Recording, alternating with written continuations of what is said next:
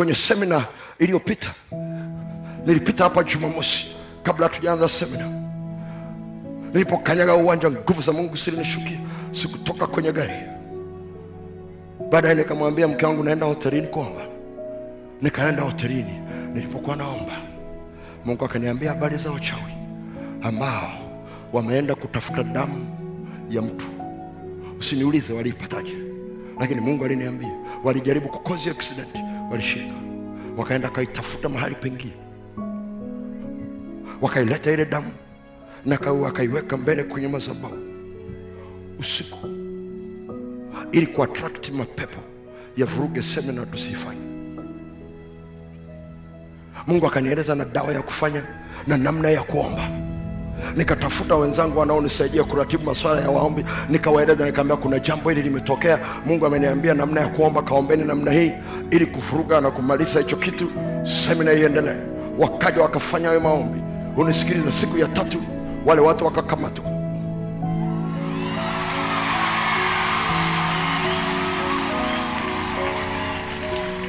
Nikikwambia vyeo vyao hutaamini. Ni watu wanaheshima kabisa. Wakikaa na wewe hapa huwezi kuamini. Wakianza kuomba utasema Paulo ameshuka.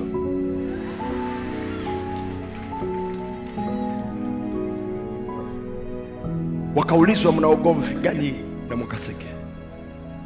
Nyinyi ndio mlileta. Wakaeleza na jinsi walivyoleta damu. Wakasema si hatuna ugomvi na Mwakasege, tumetumwa. Wakaulizwa mmetumwa na nani?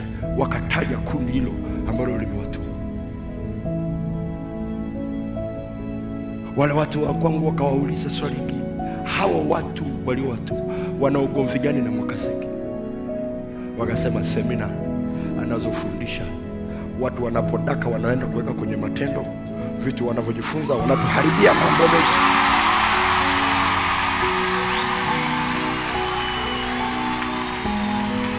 Sasa unisikilize walichosema kitu kingine. Walisema hawa watu wa kwetu na wao kazi zao zinaenda kwa sadaka.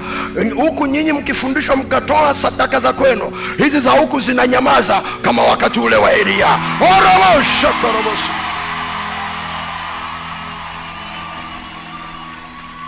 Sasa kwa hiyo kama tukiweza kufuruga hizi semina tutazifuruga. Hawana ugomvi na wainjilisti, wana ugomvi na walimu. Wale watu wangu wakasema sasa si mmeona mmeshindwa, semina inaendelea, mmekamatwa, si mje kwa Yesu tu. Sasa sikia, walikataa, wakasema mkataba tulioingia hatuwezi toka, tukawaacha. Kwa hiyo kama unanisikiliza, fikiri sasa.